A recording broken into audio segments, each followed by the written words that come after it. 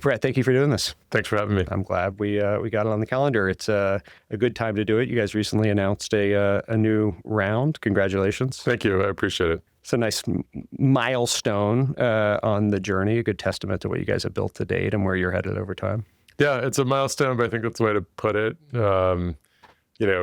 Raising financing is just, adding fuel to get to the place you want to go. And I think for an entrepreneur like me and my co-founder, Clay, it's, we want to create an enduring, durable company. And so it's just a milestone, but it's good time to reflect. We're really proud. I think we're the clear leader in the space we operate, which is AI agents for customer experience, customer service.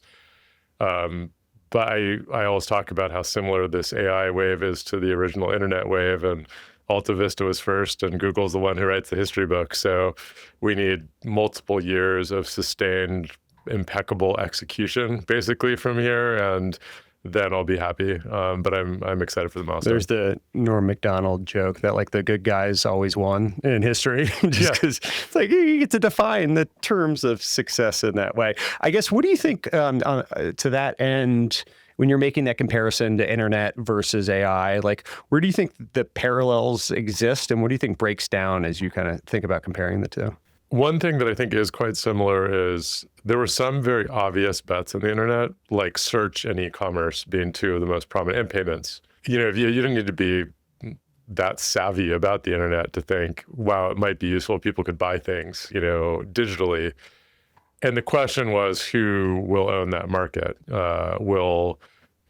Amazon and Buy.com had very different strategies, even different portfolios of products that they initially sold. Amazon clearly had a much better both strategy, execution. There's a lot of details they got right.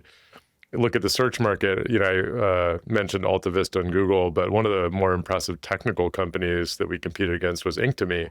They had a really good engineering team, and I could tell you why PageRank was better, but they had a solid team. But they had a B2B business model. They essentially licensed their search engine to portals, and that left out the opportunity to create AdWords, which turned out to be the greatest business model of all time. So there's so many details that dictate whether you're the one you turn into Google or Alta Vista or Inktomi.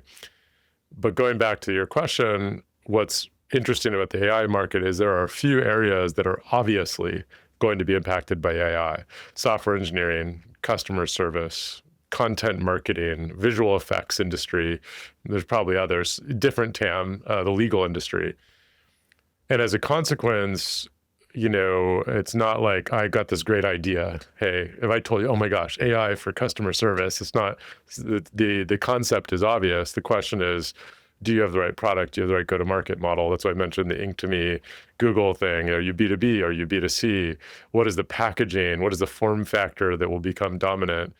And so as a consequence, it's an intensely competitive time, just like my recollection of the dot-com era is. And I think that's really interesting. So you have very clear markets with very intense competition. And that's different than other markets. I think, when the mobile phone came out, some of those categories like ride sharing wasn't like a self-evident market, and then there was a couple great insights, and it created, the Ubers and the Lyfts of the world. I think right now, many of the biggest markets are already known. And as a consequence, one of our company values is actually competitive intensity, which is unusual. And, it's the first line of that is we know we're not entitled to our success. And I think it's a really important part of being successful in this era. Where it breaks down, I think it's shifted the landscape of what is a software company. I love the example of Harvey, who's a company I really admire. I can't think of like a great legal tech company. I'm sure there are a couple. I don't mean that in a backhanded way towards any of them, but it wasn't like if you went through the top 10 enterprise software companies in public markets, there's not one in legal tech, right? There's ERP systems and CRM systems and all these others. It's just not one of the key categories. In part because the TAM for selling productivity enhancement to lawyers is not that big. But now all of a sudden with Harvey, if you're actually doing the work and doing the antitrust review, all of a sudden the total addressable market looks huge because the addressable market of legal advice and legal labor is actually quite large. So that's really interesting to me because I think we've the traditional perception of where there are addressable markets in software, I think, has been upended because agents aren't simply productivity enhancements for people, but actually doing a job. And as a consequence, I think how you evaluate, the value of a piece of software starts to move away from traditional software productivity metrics. And think about a Sierra agent that actually makes a sale for you. There's not, the way you would value that is not really even related to AI or software. The way you'd value it is basically what are the margins on that sale? What would be the commission you'd pay a person to make that sale?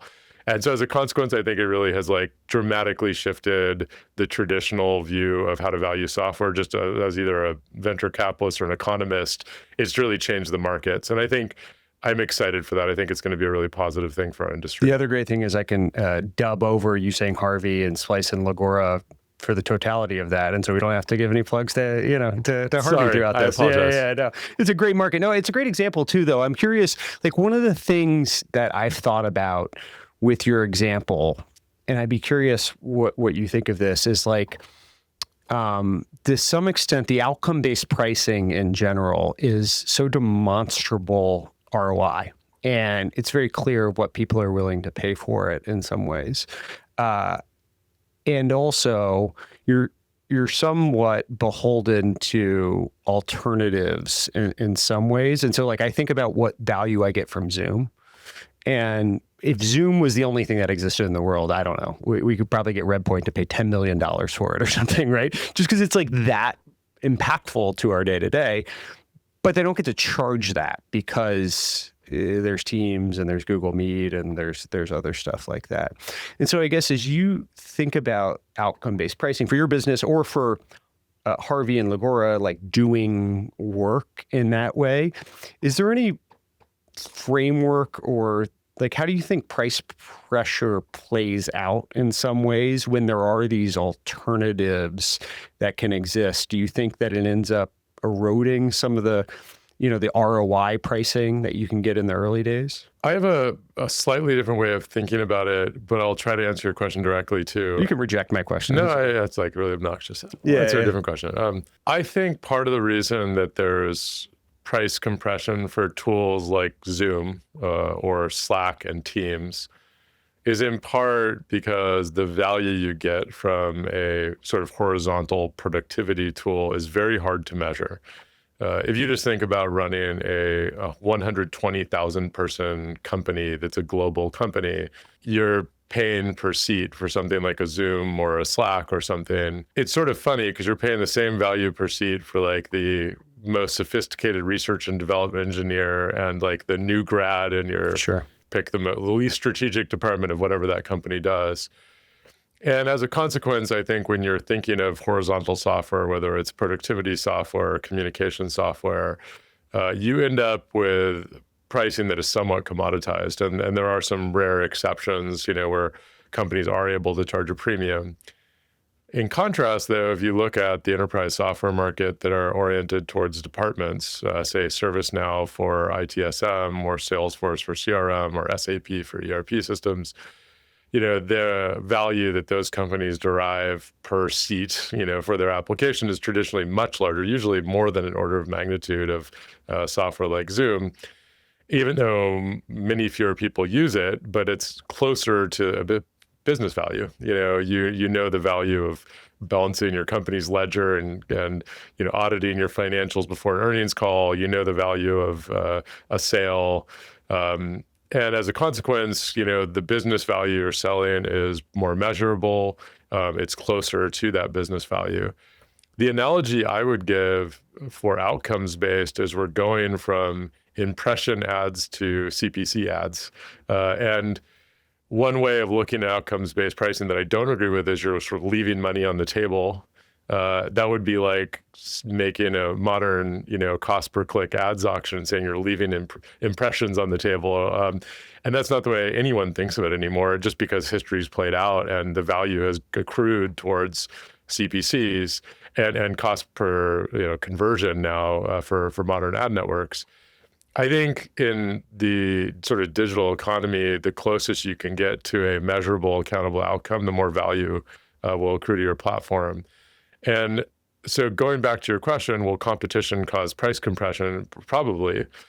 But I think in general, the closer you are to really valuable business outcome, the more your platform will be valued relative to the value of that business outcome, as opposed to being compared to another piece of technology. And so, it's interesting. I'm not sure what outcomes-based would be for Zoom, because you'd have to ascribe a value to every single video call you have. And I'm sure some are quite important when you're, closing a huge deal, and some are totally trivial. And that's just not easy. In Sierra's business, we help build AI agents for customer experience. And your cost per contact in your call center, and the cost savings that an AI agent could drive. The value of a new product sale, and if your AI agent helps make that sale, just like how much you pay a salesperson for doing that, how much it's valuable it is to your agent. And as a consequence of being really close to that value, I think it's a really natural way to charge for it. And for companies, it means they can model this not proportional to sort of the cost of a technology, but proportional to the value that they're getting as a business.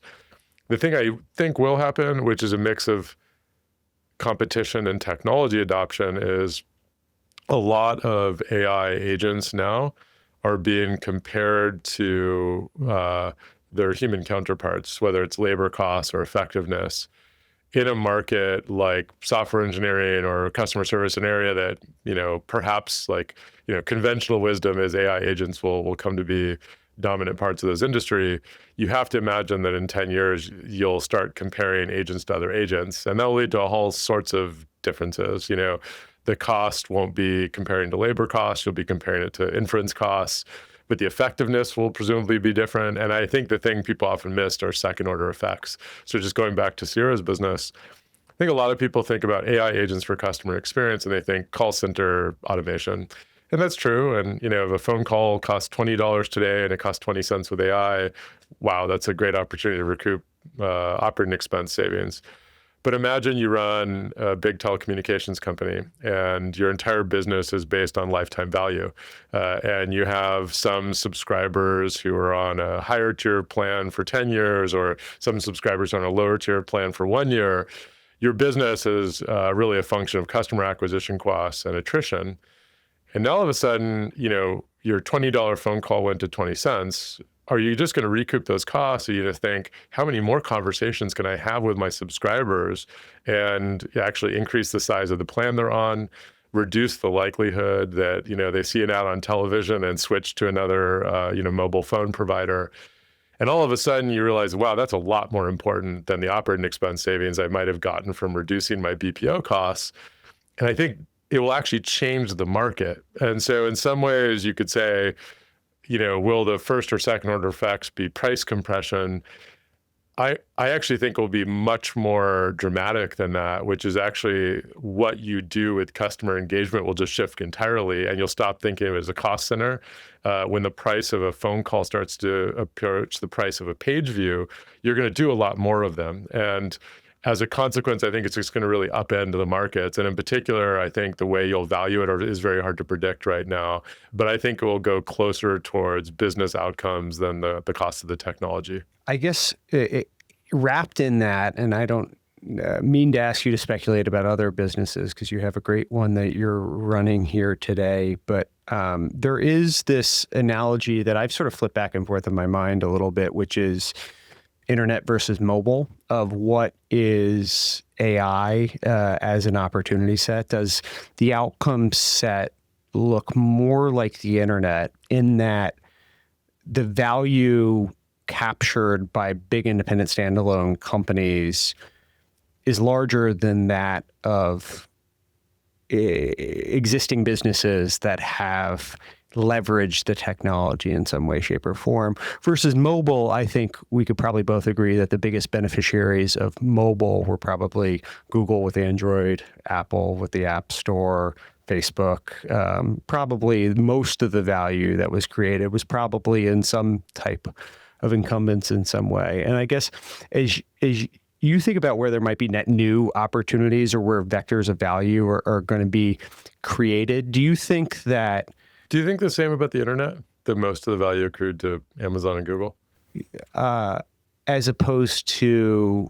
It's actually, I just haven't done the math on it. I'm not arguing with you, actually. No, it's two of the most valuable companies of all time, and in the top 5 of the S&P 500 and all that. But it's so interesting. I remember the book The Long Tail and all that, but it's created incredible economies. So if you took at the top 100 software companies in the stock market, the top 5 are Meta, Google, Amazon, et cetera, Apple, Microsoft. But like the next 40 are like SaaS companies, many of which most people have never heard of unless you're sort of in our business. What is the sum of the long tail? And I look at like incredible businesses like Shopify as an example, and Shopify is a beneficiary of that, but they're empowering entrepreneurs. Of the businesses on top of I always think of like Patrick at Stripe talking about increasing the GDP of the internet. So I think the internet in particular is an extremely long tail, and I think it's really changed the economy in dramatic ways and changed distribution mechanics. And you look at certainly Meta or TikTok wouldn't exist without the internet. And do you give credit to the internet, or do you ascribe it all there? So I'm happy to answer your question, but just to say I don't know actually how to think about that, because every company is a digital company at this point. Yeah, it's interesting. That's an interesting point, and maybe I need to reframe how I ask the question, because I think you might be right that the totality of the value created on top of the platform itself dwarfs that. It may actually. I'd be interested for someone smarter than me to do that analysis. I think it does, but I don't know that. It's also hard to define. It's hard to define. Is a bank with 60,000 software engineers a software company or a bank? And the HVAC company that can now reach customers in a more meaningful way that grew from 1 million in revenue to 20 million in revenue. Who do you give credit to for that stuff? That's interesting. But I guess the question I had is, there's sort of this, I guess the Salesforce of mobile proved to be Salesforce in a lot of ways. It was kind of a continuing, at least within that. And obviously there's disruption that ended up happening with Uber and taxis or Airbnb and hotels or whatever it is. I guess as you think about those big software players, and you mentioned ServiceNow and SAP, obviously, Salesforce in the ecosystem as well. Do you think that the lion's share of those will be the ones that persist if we picked, I don't know, the 10 industries and who the not horizontal, I guess, but like who the application players on there? Do you think the lion's share of those will survive and be the next generation of it akin to mobile? Or do you think we'll look at a lot of disruption and net new companies are going to be who captures ITSM or CRM or ERP or whatever 3-letter acronym? I think there will be disruption, but I don't think any one of those will definitely be disrupted. I think it's just going to require a lot of execution. I was joking with Toby at Shopify one time that, you find a cynical engineer and they're like, aren't you just a database in the cloud? And you're like, kind of. Yes. Yeah. I mean, it's like, look, it kind of undersells the decade plus of work I've put into this database in the cloud. But yeah, it kind of is. If you look at software as a service reductively, it is a database in the cloud with a lot of workflows on top. And what agents will end up doing is those workflows. And so, I haven't done a lot of work on ERP systems, but if you just imagine, the procurement processes and contracting and all the things that sort of make up it, and then the Ernst & Young auditor using it to, audit your financials for a quarterly earnings report, how much of that will be AI agents? And then what is the value of that platform when the forms and fields in the web browser aren't used very much anymore? Nothing. I actually think that ledger, the balanced books that you have is actually quite useful. So it's not zero. And then similarly, could the company who made the forms and fields in the web browser make the agents? Yeah, I could definitely see that. The thing that we've seen just time and time again in technology, though, is, there's all the fancy names for it, innovator's dilemma, crossing the chasm. I can't remember what they all mean anymore. But, effectively, when you're an incumbent, you sort of become addicted to your product and business model. And as a consequence, when there's a big platform shift underneath you, you end up usually with a graveyard of companies who, usually for business model reasons, couldn't make that transition. Siebel systems with on-premises software relative to a company like Salesforce. You could see the companies like Microsoft, had fits and starts with the internet and cloud and came out quite strong. And so if you're big enough, you get multiple at-bats, with these transitions. So my guess is we will have a few stories, maybe a Satya level story of a company that came out even stronger on the other side of it.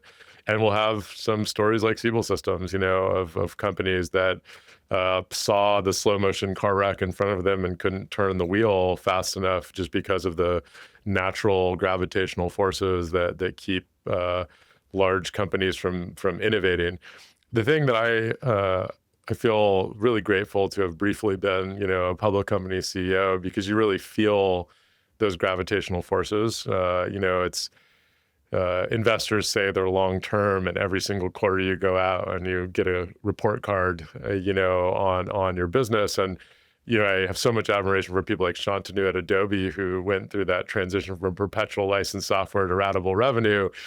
It's so much a craft, and like true business model transitions, it changes your balance sheet, it changes your accounting. So like all of a sudden you look more or less profitable, even though I always laugh about accounting. It's like the cash flow is the same, but all these numbers shift around. And then on top of it, you have to be a great storyteller and bring your employees along with you, your investors along with you, your customers along with you. It's formidable. And so I said, I think a lot of entrepreneurs are like, yeah, we're going to, disrupt the incumbents. And actually sort of funny having sat in that seat for a while, I have a ton of empathy. And I think some great leaders will come out of this, and just like the reputation Satya has for transitioning Microsoft into the Azure cloud era.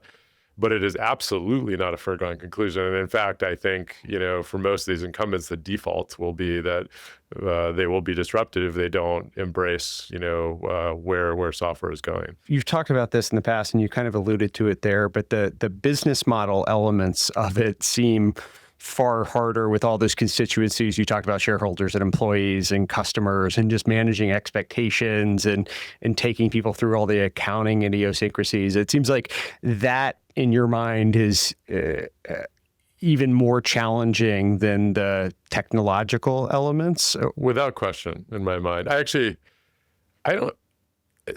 There are points where technology is really hard. In 1995, it was really hard to make a scalable website, and like the modern practices. I don't think things like memcache didn't exist, and, just getting databases to scale was a big deal. And I was talking to someone who worked at Oracle when Salesforce was starting, and they were talking about multi-tenancy in a database was like a novel concept. So yeah, I don't want to minimize the technology, but you don't need to be a AI researcher to see making agents that work somewhat effectively will get really easy relatively soon. It's really hard right now, and it's just technology will improve.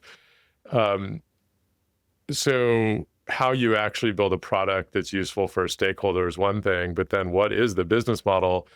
And the reason why it's hard to make a business model shift is just the change management of that. So if you're any SaaS company in your portfolio, probably has the same incentive structure, which is you have your annual recurring revenue, and salespeople get incentivized to increase it, and you might have a team that is incentivized to reduce attrition. So you're sort of adding to your annuity, and you're trying to keep attrition down so you don't lose value in that annuity. It's kind of how all software as a service companies work. Okay, so now think about it from the perspective of on an individual account. They're paying you, I'll just make it even numbers. They're paying you $1 million a year. And you have a disruptive new technology that in 10 years will mean they're paying you $10 million. But if you rolled it out that year, it would go down to $200,000. How do you actually do that? If you're a public company, that's really hard, just because all of a sudden you're going to look like your business is slowing down, even though you're just eating your vegetables for a greater, brighter future. If you're a not unprofitable or not cash flow positive startup, all of a sudden does your burn rate, go way up. If you have, let's say none of those applied, you're a private company that somehow is all those things, all of a sudden too, your employees like, jump ship in the middle because they're betting on the come. And you just look at the transition from like Windows revenue to Azure Active Directory. Each one of those is a ground game at the customer by customer level to sort of transition people into that new world. And it's so easy for, armchair strategists to be like, of course, that's the correct thing to do. And then the question is like, well, if you don't care about the messy middle, yeah, it's totally obvious, but everyone in the world cares about the messy middle. So it requires just incredibly exceptional leadership to go through those transitions. And I think people don't think about it enough. And I just think in part just because a lot of folks haven't really operated businesses at scale before. And I've told this story before, but at Google, our first campus was SGI, Silicon Graphics, and we moved into their campus after they effectively were going out of business. And at Facebook, we moved into Sun Microsystems campus after they were acquired and sort of like summarily shut down by Oracle.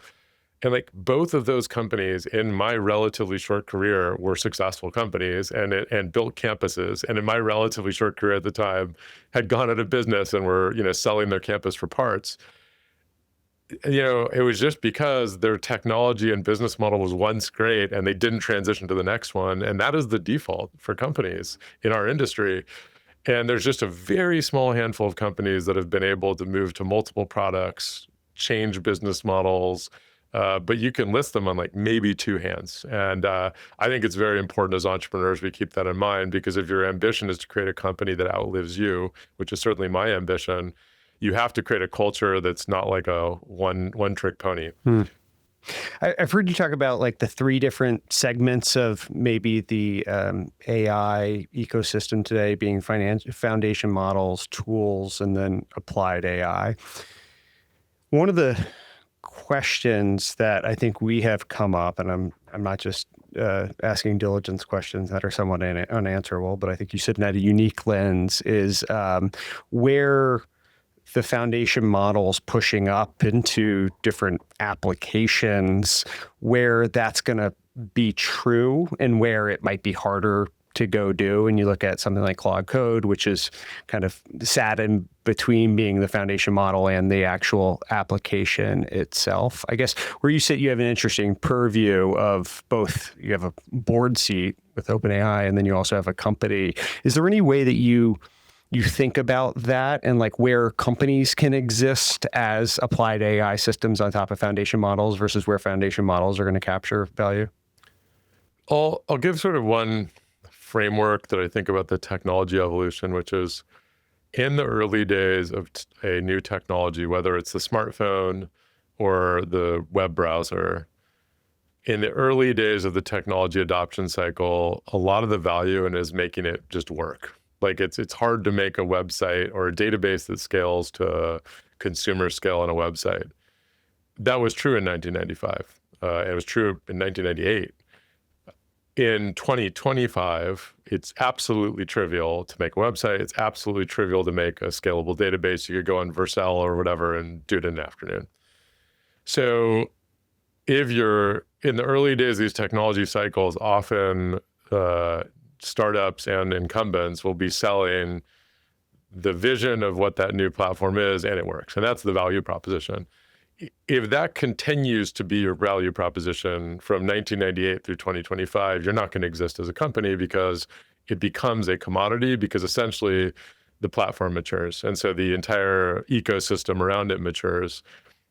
I assume that will happen with reasoning agents and action-taking agents and voice agents and all the things that are really, really, really hard today. And so as a consequence, I think, for companies that are building applied AI agents, they need to focus today on making it work because it's one of the main values that the companies provide.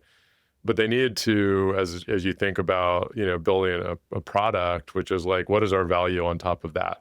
And, when I was joking around about is like every SaaS company just a database in the cloud. Well, it turns out they've created a ton of value on top of that database. No one cares about the fact that the database scales anymore. That's not like a question you have about your SaaS product. And if you do, it's got bigger problems, right?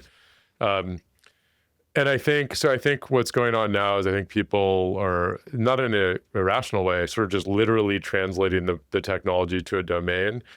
And the question I would have if I were doing due diligence for one of your companies is like, what is the product? Like once the fact that the technology works is no longer the differentiator, what does it become? And I think some domains will have really obvious answers to that aren't really about AI. They're more about the intersection of the technology with the business application. Just like you talked about Ramp, which is we're a customer at Sierra and a huge fan. And, like, I don't care what database they use. Like the value they provide is like facilitated by technology.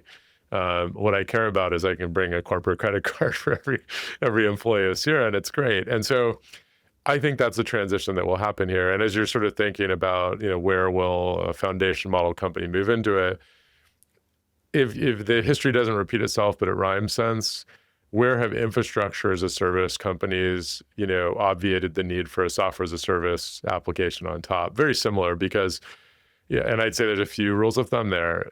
Is it a developed product? Because developers are working on the infrastructure, so there's like a gravitational pull of the tools around it. And you see that with a lot of developer platforms, that there's often alternatives in AWS or Azure that are directly competitive with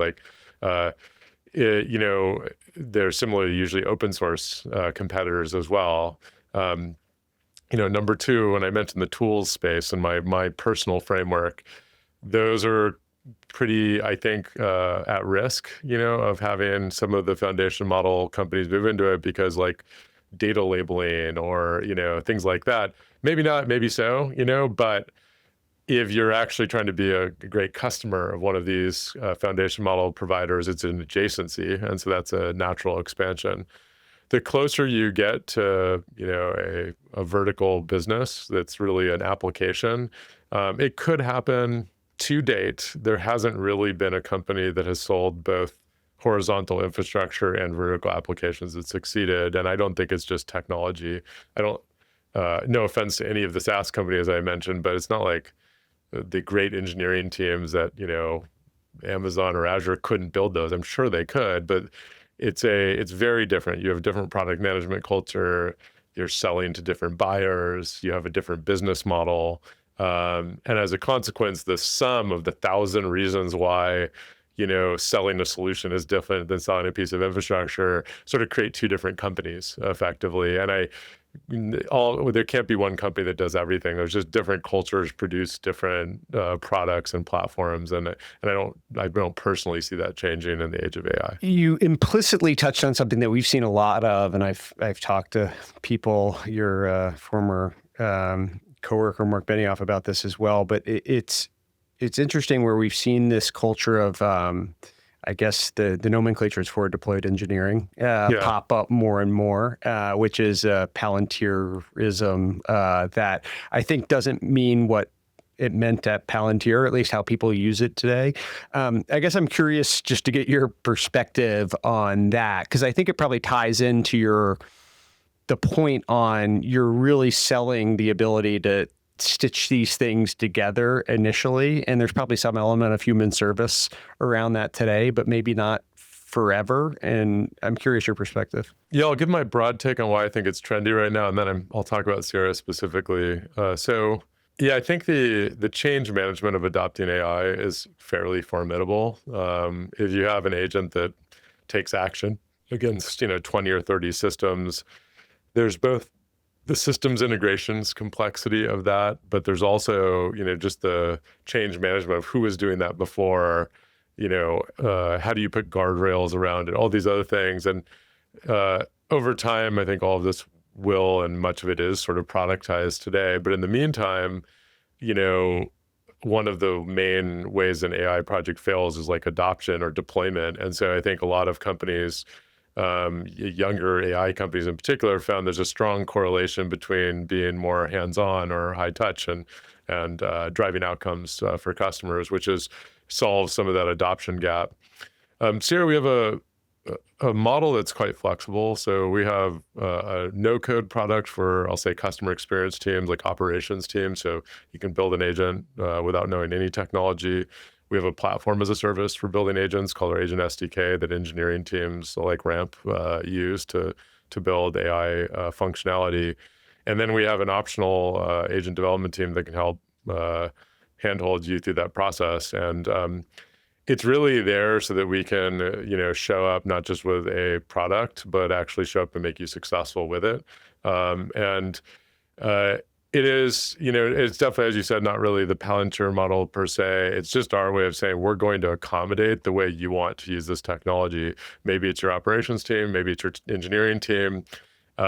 Maybe you don't know how to adopt it, and we're going to make you successful no matter what.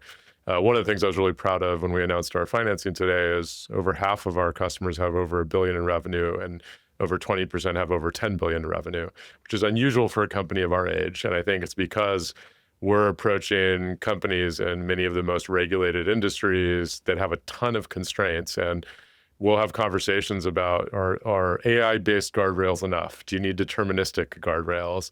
How do you deal with, compliance? How do you deal with auditing? And there's a lot of product in there, but a lot of it is integrating into your, like, how do those controls work today? How can we help you with that change management as you're changing your BPO strategy because you're adopting this technology? And so for us, it's really trying to be not just a vendor, but a partner. And it's really there to drive outcomes and ensure that this isn't AI tourism, but these agents are actually going live and driving business value quickly.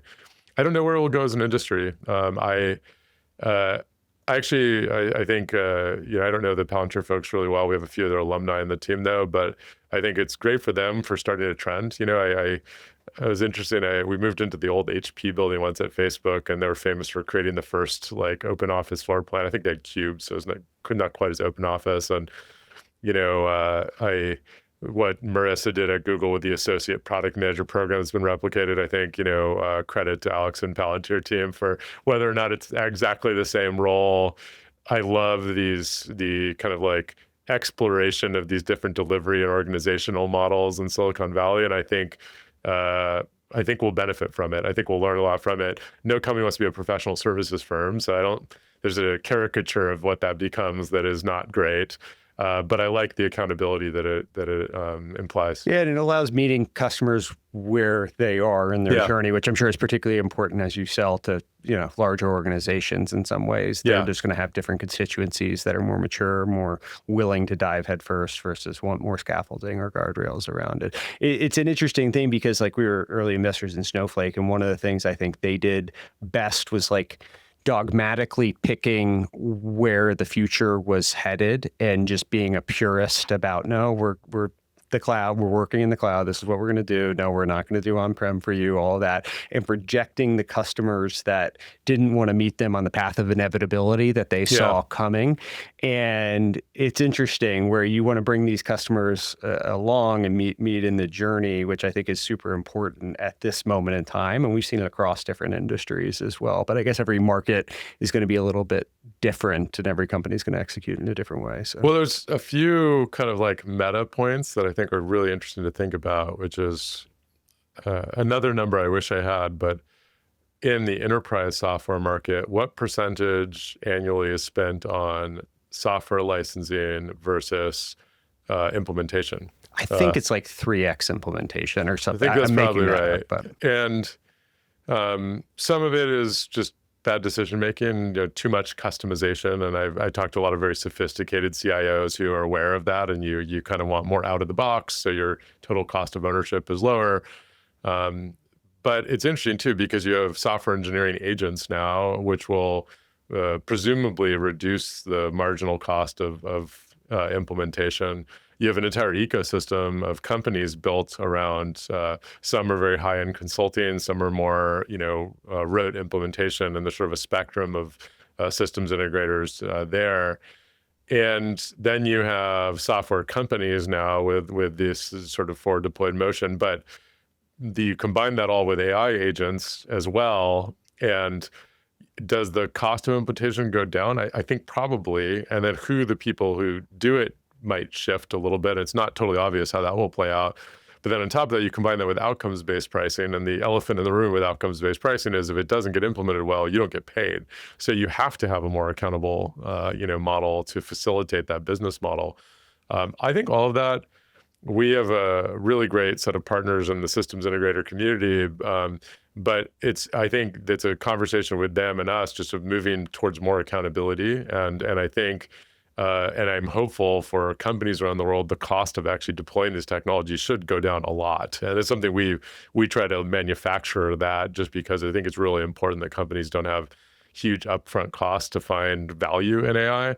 But there's a lot of variables that are shifting at the same time. And I just have to imagine if you and I are sitting here 10 years from now, and I ask that same question, I imagine the answer will be different. Yeah. I don't know, but I imagine the answer will be different. Well, and the same thing happened, I guess it's not entirely novel, when we were shifting from TCO upfront licenses. And like there, I remember 100%. That's a early in really my good career, analogy. there were like, cloud systems integrators, right? I don't know if you remember these names, they're like Cloud Sherpas and Aperio and like all these, they were like cloud system integrators. And what happened is like everyone had to become a cloud system integrator in some way. They had to figure out, hey, well, if it was, to use the reverse of your analogy, if it was $10 million over time, or if it was $10 million up front instead of whatever over an extended period of time, you had to figure out how to make that math work, or the customer wasn't going to pay for it. I guess it brings up another thing that, and now I'm not even going through the questions, I'm just sort of asking unanswerable things in some ways. But one of the things that I've thought about is we have this democratizing force that's happening in software development, which enables a lot of organizations to develop their own bespoke solutions in a much lighter lift way than ever's been possible in the past. I'm sure you've had customers that, tried to DIY, or maybe they still are, and your solution's obviously a little bit harder than building, I don't know, like an HR bot or something that's like calling payroll data or something like that, making up a stupid example. And then in the other side of that, you have democratizing software development that will allow people to commercialize applications in a more meaningful way. And at the end of the day, like, are we going to see more net software sold into organizations because it's democratized and people are going to be able to specialize in, hey, I'm the SMB ITSM for the HVAC industry, whatever, making up a stupid example there. And you can build that company and try to reach those customers and have all the ontologies and all those things kind of built out. And so we might have more software vendors get created and sold into the enterprise, even though the example I gave was SMB. Or do you think there's just some limiting force on how many solutions people can buy, and you just don't want to have 5,000 different commercial vendors within your organization? Yeah, it's a wonderful question. I think two trends are happening, or maybe more than two trends are happening at the same time. First, the whole economy has been digitizing for the past 25 years, and I think the emergence of AI will just increase the pace of that evolution because, as I mentioned before, it's digitizing professions that weren't really digital before, like the paralegal profession. Yeah. And then that will increase demand for software. Similarly, though, we've had since I've been alive, a shortage of software developers, and now you have software engineering agents. And at some point, presumably, we will actually, as these agents become more productive, presumably we'll figure out what the limit of how many software engineers we need are. We've never experienced it. I don't know what the answer is, just because we don't know what the actual demand for software is. And then, as you said, you have the kind of disruption of the software industry, which is what is a software company. And my intuition is you have the infrastructure providers, as I said, selling the intelligence. And then my intuition is that the software as a service companies who made apps before will be companies that make agents tomorrow, and they have purpose-built agents. Companies might have 5 agents around a particular line of business or industry. That's my hypothesis. I think that most companies will want to purchase agents from companies, like from software companies, rather than DIY. I think the reason for that is that even with the advancements in software engineering, if you build software, you own it and you have to maintain it. And software is like a lawn, like it can't sit statically and actually continue to do its job. I'll just take the ERP example. Let's say there's a new accounting standard that comes out, like one came out in software, 7 years ago? I can't remember anymore. 606. 6 or 7, yeah, 606. The whole idea, the economics of the software industry is like everyone needs that new accounting standard, not just you. And a software company can sort of amortize the complexity of rolling that out. And then on top of that, if you're reporting your earnings, like how do you know it's correct? And like you're also, sort of essentially outsourcing the correctness and the accountability for that correctness to a firm. And that seems quite rational to me, because I don't think like it's the idea of it, was never that complicated, but just the incentives of having sort of the amortized costs of innovation, just continues to make sense to me. Because even if you could ask an AI to write it, how do you know it's right? And you start to like pull that thread, and it just seems like a company should do that. Yeah. That's my There's intuition. some comfort in having the edge cases spread out across a bunch of different vendors and expertise Exactly built right. in. And don't you feel secure like when you buy a new product that like, who else uses it? And you're like, oh, I trust their judgment too. Totally. And that dynamic is real. And, I think, so that's why my strong intuition is it will continue. It is really interesting though, to know like, what is the shape of our industry? I've thought a lot about this, and actually I've talked about it a lot just because I identify as a computer programmer. I really do. And it's just really interesting to see your own profession so upended by a piece of technology. Is we migrate from being authors of software to operators of code generating machines. How many machine operators do you need or want? What are the tools that they need? How satisfying is that job? My intuition is it will be actually more fun and more satisfying. Like I just love adding leverage, to my own life, and to be able to symphony conduct a bunch of software engineering. I talk to so many people at the office who like before they head into work, kick off an agent and then come in and look at the pull requests. And it's pretty cool. I mean, it's really neat. I don't know how it'll play out in the industry though, but I believe that there will be agent companies. I believe they'll be delivering a ton of value. And in fact, I think perhaps a lot more value because they're actually accomplishing tasks as opposed to amorphous productivity enhancements. And you talk about enterprise software. Anyone who's been in this industry long enough had to do a presentation about ROI, and it's always the same, I don't say nonsense, but you have X salespeople and they all get Y more productive, and you should pay us. Oh, we're only asking for half of that value, And everyone in the room is skeptical. And now you have these agents actually autonomously performing tasks.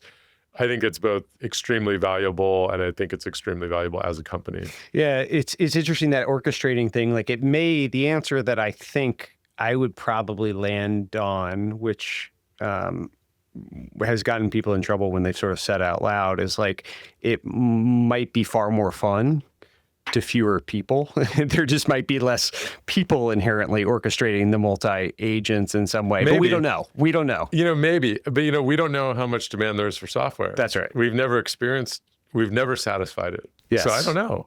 And going back to my easier analogy about reducing the cost of a customer phone call from $20 to 20 cents to 2 cents to 0.2 cents, it just changes the dynamic. Imagine if a page view of a website cost $20, the web would be really different.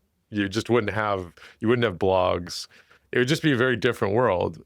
Now that, there's no one thinks about the marginal cost of a page view. I'm sure there is a cost, right? You add it up, but it's so marginal, you don't think about it. It's just going to change.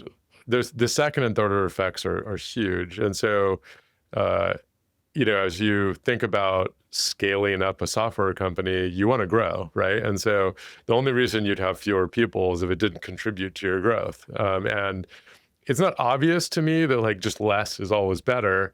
The question is do you saturate your market with fewer people? And I just think that the saturation of how much innovation can this market absorb? We've never experienced that. And now we might have the opportunity to, but the idea that it's strictly less people, I'm like, maybe. But is the next, Google the one that says I want just as many software machine operators as I had programmers before, and I'm just going to produce something that's like worth trillions in value as a consequence? I don't know. I don't know what the answer is. I feel like we're nerding out about enterprise software, but one of the you were the co-CEO of maybe probably the biggest standalone application software pure play company out there. From a consumption of software standpoint, if I think about my own behavior, I've shifted to definitely visiting far fewer websites because I just ask Claude or ChatGPT. Yeah, you can dub. I'll do Harvey. You can do. I can ask ChatGPT what question I have, and I don't go to the websites. I don't go to Wikipedia to look up Bret Taylor's history of work or whatever it is in the same way that I did in the past. Do you think that it's an inevitability that enterprise software consumption moves in that direction where we have some central portal, ChatGPT, that we're asking the questions of Salesforce or Snowflake or Workday or ServiceNow, and that we're no longer going to the domains in the same way that we have in the past? Probably. I mean, I think that you end up with this. I think just speaking from a consumer perspective first, I think sort of consumer leads enterprise in a lot of ways. You'll end up having agents or agent, who helps you digest and synthesize information, help you take action. When I planned like our vacation this summer, I used ChatGPT exclusively, and it was amazing. And I'm sure there was 20 websites I didn't visit that I could have, but I also visited some. I mean, I ended up finding the actual, Airbnbs we stayed in through the service. So it didn't take away traffic from, the Airbnb sites, but a lot of the maybe the travel recommendation sites and others that I didn't. So I think there'll be winners and losers in that. But then as you look at enterprise software, I always like to think about it as jobs to be done. Like, what is the job you hire this piece of software to do? And, if you took it like my alma mater, CRM software, it manages leads, opportunities, and, manages your sales pipeline. And there's still going to be salespeople, and they still need to sell, and they need to be accountable, and they need to get paid. So it's going to be a ton of value and those jobs to be done. How you do them will probably change dramatically. And, as much as I love Salesforce, people don't, good salesperson doesn't want to stare at that screen all day. They want to go sell, right? And so, I think the future of that industry will hopefully be more delightful for the people using it. But I think it will really change the shape of it. One interesting point about what you and I just said about ChatGPT that I think is interesting, though, is kind of the aggregators, like the Ben Thompson sort of theory of the consumer internet is really interesting here, because you sort of look at the internet and you have demand generation, which is like social media and the ad platforms associated with them. And you have demand fulfillment, which is web search and pay-per-click ads and AdWords and things like that. So much of that with sort of ChatGPT specifically actually is really changing. And so, if you look at the sort of direct consumer retail market, the relationship between Shopify and Instagram and TikTok and all that, it's quite nuanced. And I think you're just going to see like a real big shift in consumer behavior, which will have a ton of downstream effects. And just like people spend a lot of time thinking about search engine optimization, and, people who are dependent on the App Store for distribution have spent a lot of time thinking about that. Some are really happy with it. Some are very upset about it. We are entering a new world where these agents will mediate the consumer experience for a lot of different brands. And I think people are still working through the implications of that. I was talking to someone who works in the telecommunications industry about all the work they do for offers, like to incentivize you to, switch, cable or mobile phone plans. And if it's consumer agents, do the offers go away? Does everything, revert to the lowest price plan? If in the travel industry, as I was describing my vacation, like what businesses win from that, what lose? If you are an aggregator of sorts and you've been focused on Google, how do you translate that business to ChatGPT? And my guess is just like there's an ecosystem of like companies built around helping people with, purchase ads effectively, search engine optimization. There's this whole world that hasn't yet been created around that. But I also think it'll really, change the economy because so much starts with consumer behavior and trickles down from there. And I think we're in the very early innings of that behavior change. Yeah, it's interesting to see at a personal level, like the personalization that exists in terms of the content I receive has just gotten so good. And it could be outbound emails, feels like a very simple thing. But at some point, there's a saturation. The number of hyper-personalized outbound emails I get, there's just like a saturation point that I ultimately... And what's the saturation point for your personal agent? Yeah, exactly. It's infinite, right? Yeah. I guess it's an interesting question. What do you think, like you and Clay have a bet about at what point like agent to agent will be more than 50% of human to agent? I guess, can you maybe outline that for people? And then what do you think like the implications of that are? Yeah, so Clay and I have a lot of bets. Clay has won every single one of our bets so far. Has he been more of the maximalist? He has been the more maximalist optimist. And I don't know if I like to think of myself as an optimist, but in this case, he's taken the upside. Someone has to be more. Someone has to be more, and he's been right every time. So I think he's going to win this one too. All of our agents have a brand at the top, and they power companies' customer experiences. So ADT has an agent you can talk to over the phone or over chat, and DirecTV and SiriusXM. And most of those conversations today are people talking to the agent. And we had imagined a world where, some combination of OpenAI and Google and Apple, and you'll have a personal agent that you'll send on a task who might, for example, go change your SiriusXM plan because you want a different type of content. We have a bet of when the line will cross, where the majority of the conversations will switch over from people to other AI agents. I think this probably will happen. I think that the experience you were talking about with Claude and ChatGPT, I think is real.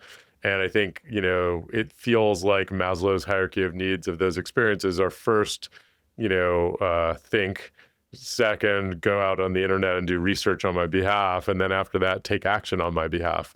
I'm not quite to the level where I would give it my credit card and ask it to go book a trip, but it doesn't feel like that's a decade from now. That feels way sooner, I think, and I don't think I'm that overly optimistic on that front. And when you do, do these services sort of become headless in some ways, like where they're there to, if the majority of your interactions with your customers are via their agents, it just upends the how you think about everything from user interface design to what your business model is. And I'm not smart enough to predict the second order effects. I think it's easy to imagine that world if you just took the current world and projected it into that future, but that's not what's going to happen. It's going to be gradual, and it will really change, the business model for a lot of consumer companies. One of the main values we hope to provide at Sierra is helping future-proof our customers for that. Their agents are compatible with people. They're compatible with other agents. They can be embedded in their mobile app. They can be used via WhatsApp. If smart speakers make a comeback, you can publish your agent to those smart speakers. I think that's really important right now. I think we really want to be a trusted AI advisor to each of our customers. And I think it's so complex to predict where the future is going. But step one is make your customer experience available in that new world. Then you can decide, what is the search engine optimization of that world? I don't know. But the last thing you want is to, not be able to conduct commerce and gain new customers in that new world. And that's one of the longer term value propositions that we provide. You've touched on elements of this, I guess, in how you've described Sierra, but I think you've used customer experience more than support, more than sales and any of that. I guess, where are we on the journey? And I realize every customer is going to be slightly different, and the lines probably blend a little bit between what's doing support versus what's doing sales. But are you seeing more and more people are letting it shift from being the support resolution thing to starting to have some more sales-oriented conversations? Where are we on that journey? Absolutely. Mostly without exception, our customers want to handle inbound customer support, but want their agent to be the front door for their customer experience. One of our earliest deployments was for a shoe company, and the very first session was, I'm going to a wedding in Hawaii. What sandals will go with my bridesmaid dress? Which is not a customer support query. It's very much a product discovery, a considered purchase. It turns out that, when you have a free-form AI agent with a brand at the top, you talk to it. And sometimes you might have a traditional customer service question, but a lot of the time, you're just talking to it the way you would talk to like an associate who worked for that company. And it's really hard to segment your AI agent. If you, it's not always obvious what the customer's intent is. So the pattern that we've seen for a lot of our customers is they may come to us for one problem where they want a solution, and then quickly the thread sort of gets pulled to be a broader sense of the customer experience. And I think it's really exciting. We really believe that every company's AI agent will be as important as their website or their mobile app, that it will come to encompass all of that functionality. And if you think about a company's website, you can buy things, you can learn about their history, you can learn about the executive team. It's a public company. There's probably a investor relations section. I think your AI agent will do all of that, because at some point you'll ask, like, why not? Why can't I ask the, whatever, ADT agent anything I want to about their storied 150-year-old history? I should be able to. And that's quite exciting in my mind. And so, if we're successful in achieving our mission, when you encounter a company's branded AI agent in the wild, we'd like to be powered by our platform, and we'd like it to be personalized to you, to know your historical interactions with that brand, to really be like a concierge type experience, to be able to take action on anything you want to take action on. And when you have that experience, for you to feel like, wow, this company gets me, and that's something that I think you can do at scale with AI that you just could not do before. As we wrap, one of the things you said earlier that I would love your perspective on is identifying as a software developer at your core. And I think if someone had asked me 5 years ago, maybe 3 years ago, like what field felt that they should go into, or what should they study in college? Yeah. I would be like, well, I mean, I don't know. This seems like the biggest scarcity we have in society today, and the value of it only goes up. And now, if that person came back to me, this is a fictional person, I don't think I actually had this conversation, I'd be like, oh, my bad. I was a little off there, right? But I still think, I mean, to your point, like the abstraction of managing multiple agents and all that stuff very well could exist. I guess as maybe you counsel young people, and I have a lot of younger listeners, to think about their career in some ways, and like what pockets of society and professionalism are going to persist this next industrial revolution that we're going to go through in turbo speed. Instead of 100 years, we're going to go through in 10 or something. I don't know what the right time horizon is, obviously. But is there any advice that you give or you think about for people that are kind of trying to navigate their way through an uncertain future?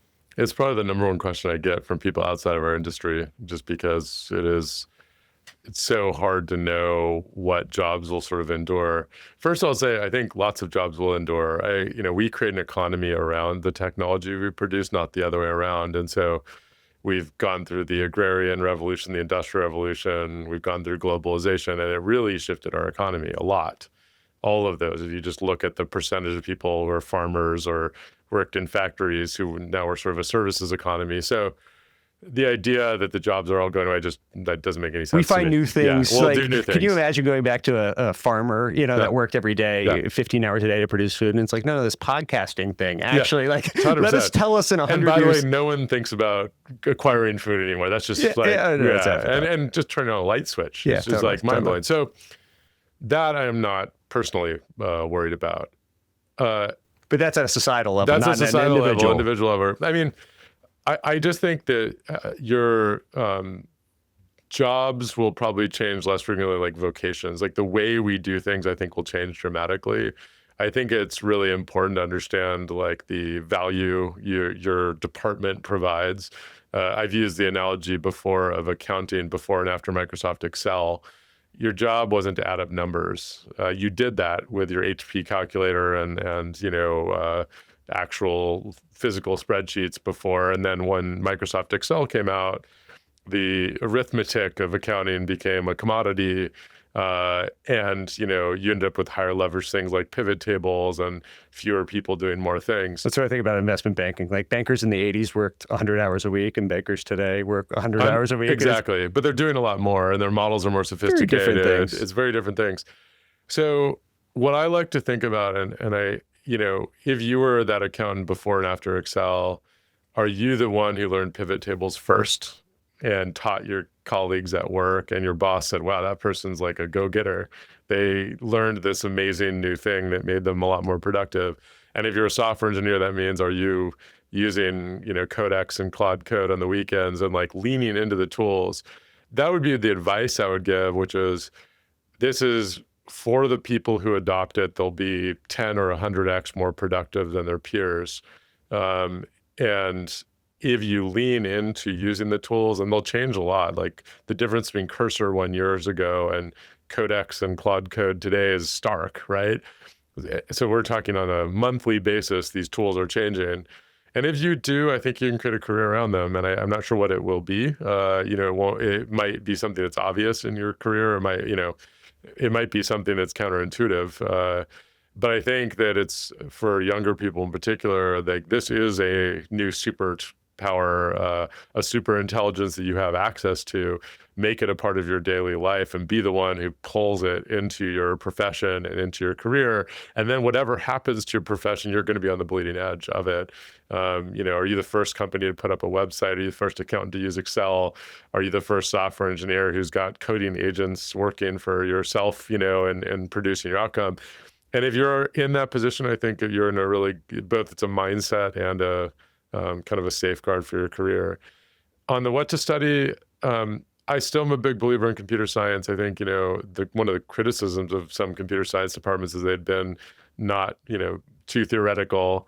If you think about complexity theory and, how algorithms work and distributed systems, I think a lot of that will really benefit you. It's hard to tell an AI agent what to do if you don't have the context on what it's doing, or it's very easy to make really significant mistakes.